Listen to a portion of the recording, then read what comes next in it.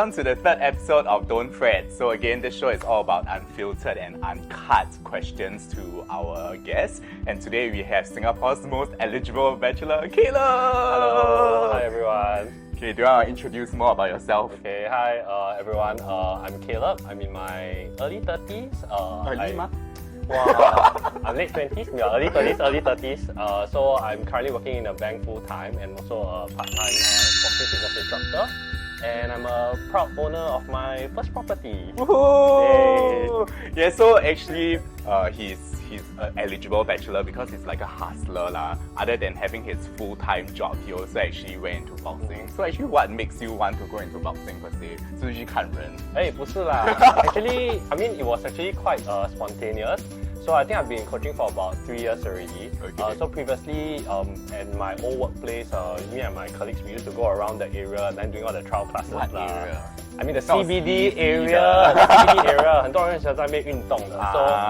So the CBD area, there's a lot of those fitness gyms. Okay. So during that time, we enjoy actually doing all the trials lah. So I was also kind of like conducting classes for fun at Hong Lim Park. So like every Thursday evenings, I'll just drill some colleagues and then we'll do some HIIT workout lah. Okay. So this particular fitness studio called Box Office, during that time, I had one colleague was also teaching there. They were looking for a part-time instructor. 他们就问, hey Caleb, are you interested or not lah? Since like like quite active, you've been trying all this. So I was thinking, actually why not lah? So I trained the studios for maybe about 2 to 3 months. Then after that, I kind of became a part-time fitness instructor. So 就可以赚一点 extra income. 对啦 ，extra income 一点点。然后去养谁？养我自己。Right. So I mean, for me, it's like I could exercise a little bit. I get to meet new people. 然后赚一点小钱啦。Okay. So that was something I've been doing for about 3 years. Okay. Yeah. So I would think that like in a fitness studios like 应该会有很多型男美女。So is there any interesting things that happened during this entire period? 有没有向你示爱？ I mean, 看到你 Instagram 来上半身没有穿的。不要讲。I mean. 有一点点啦, but I mean, as instructors, we still have to be a little bit friendly. So sometimes it's just need to know where to draw the line lah. So like 有时候人家 PM 你DM 你 on like IG 就要应酬一下。就是这样，好像人家以前写情书这样。没有写情书啦，就会来应酬一下咯，这样。Hello, how you doing? 就是这样啦。But how do you cope like with having 2 jobs on hand? Isn't it very tiring to have a main job really? I think it's my perspective towards work. Like, I mean, I think for me, I don't really see work as work lah. So I like to see, my time at work and my colleagues all kind of like being integrated. So sometimes when I go to work, I don't really feel like I'm going to work also. So I think that helps. 这很像那种典型的 interview questions. 你不可以这样 politically correct. 还有我。No, but it's really kind of how I look at work lah. Okay. So then for me, sometimes at work it's also really quite busy, very stressful. Then I do get to teach on weekends. That is also a way for me to just de-stress lah, right? Totally different kind of environment. You get to work out, you get to meet people. 好看的人看。对，像你 Brad comes to my class also. 要不要一起去 boxing?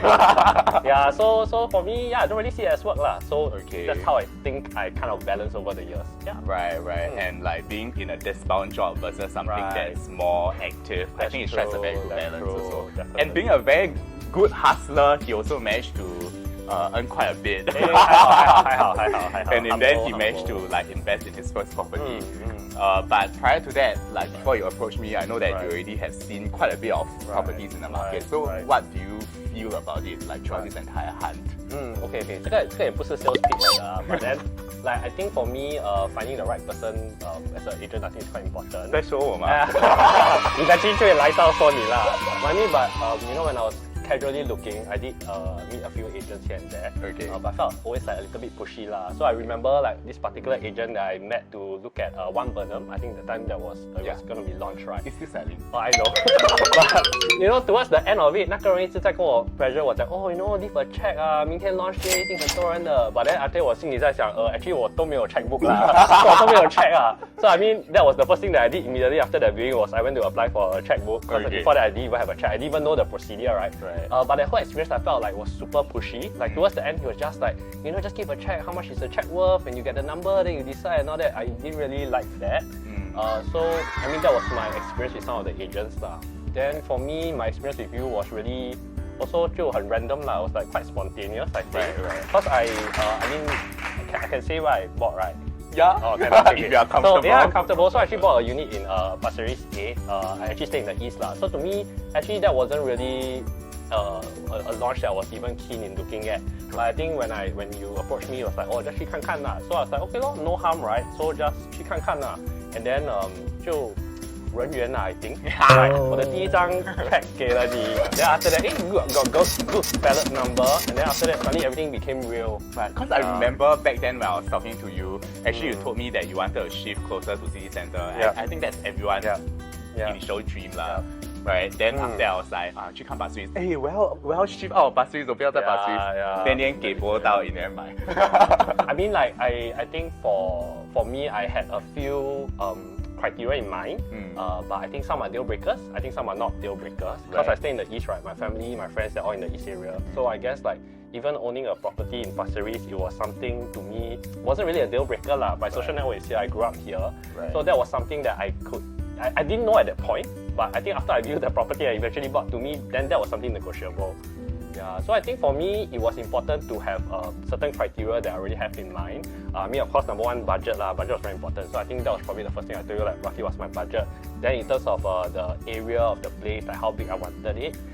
Then eventually, I think to me, then third important thing was kind of like location lah. But then after that, I realized that location to me was something that could be negotiable lah. That's right. Yeah. But so like you know back then when Pasir Ris launched, actually a lot of people think that it's a very high price. Then you went into it. So 你有没有后悔过？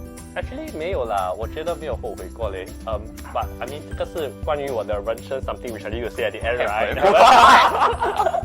okay. But anyway, okay, so I don't talk about that first, right? Because I mean, but that really shapes the way I think. Right. So to me, I don't think I regretted it because end of the day I made a very informed decision. Although I must say the unit wasn't part of the first 50 units that I listed down. I did a lot of very, very stressful. It was so stressful. Okay. I rewind. I just walk through that process, right? So give you the check after I see the property. I thought not bad. Then after that, you told me it got good ballot number. Then the next day, I took half day just to cycle down to Pasir Ris, have a look at the area. And then after that, I went online to do research. I actually invited my very, very close friends over at night also. Then I did my homework. I looked through the floor plan, listed down. 对，我就 list down like what's my. 我还去找那个 lift 在哪里，那个 rubbish chute 在哪里，然后我就 cross out 这些是 deal breakers 不可以， then 要几楼这种东西 right? So eventually I listed down 50 units. Then when come balloting day, also very, very frantic, right? So then was also during COVID period. So I wanted to bring my whole kampong down, but I think luckily I didn't because I think it would be very stressful. But I was like, okay, family, you all stand by ready. This is the floor plan. Anything I will call you. Then the two of us zoom down, right? Wow, then the atmosphere there 真的是很 intense lah. Yeah. And I mean, thereafter I also found out there are some friends who actually went through this process so many times. I cannot imagine like going through that stress. So for me, at least going there, I've already done my homework. I know exactly which are the 50 units that I'm looking for. Then 就在那边做出等 ballot number, right? 就一个一个慢慢 strike off 啊。看那个电视没有了。Then throughout the entire period, you got more and more stressed. I can see from your face. And the thing is, when you're at home planning yourself, you have an idea of what is the budget and all that. Right. But on the day itself, when you go there and then you kind of know which unit sold for what price, it shifts your perspective of how much you're willing to pay, right? Because before that, you have no benchmark. But then once you're going there, 你就会想, am I paying too much for this? Am I paying too little for this? Then 现在 also quite common, like 他们不要 release all the price, right? 然后 like as you go by, then the prices start going up. So it's also a bit like scary and intense lah. But so I remember like very, very close to my turn. Then it was like, okay, 写两个你要的 unit, then 拿一个 paper, then 那个 price 回来. So after that, you really need to make a lot of decisions very fast. To me, it cannot be emotional. Cause I remember I was in the queue, the lady in front of me 到她的灯，要不要，她不要，然后她就被拉去一个 corner， 就没有了。电话。So to me, it was like to make a very, very fast decision, and it cannot be emotional. So I was very, very glad that I did my homework. So although end of the day, it wasn't the 50 units that I wanted, but I have a very, very clear idea of like what are the deal breakers for me. So I mean, I think your colleagues were also very helpful lah. They were like, okay, 这个可以，为什么这个不可以? So we were doing a little bit of rational thinking. So eventually, when it reached my turn, I was already very sure. Okay, 这个就是我的要的。哇，就是这样。And 他就变成 Singapore most eligible bachelor instantly. Okay. So it was I know then after that, 哇，回到家真的是很累 but you're like so excited and so happy, but also very, very tired. Like basically 开了 I mean my entire life 最大的一张支票啦，and that was like my first check Okay, but I think that would be the happiest and the best decision that you made. So, is there anything that you want to advise, like the people, audience, whether it's property purchase or whether it's how you juggle between your work and what's your 人生名言啊？来，人生名言。OK， 我中文不是很好的。OK。So I mean, so to me, like my outlook towards life is I'm a glass is half full kind of guy lah.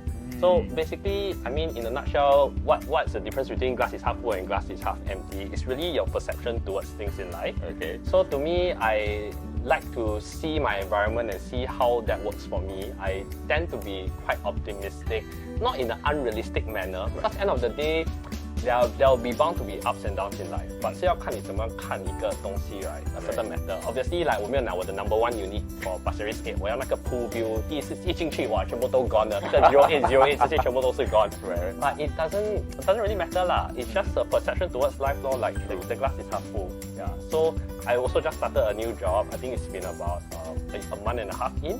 Also really enjoying it. I know it's quite a stressful environment and all that, but it really depends on how you look at things.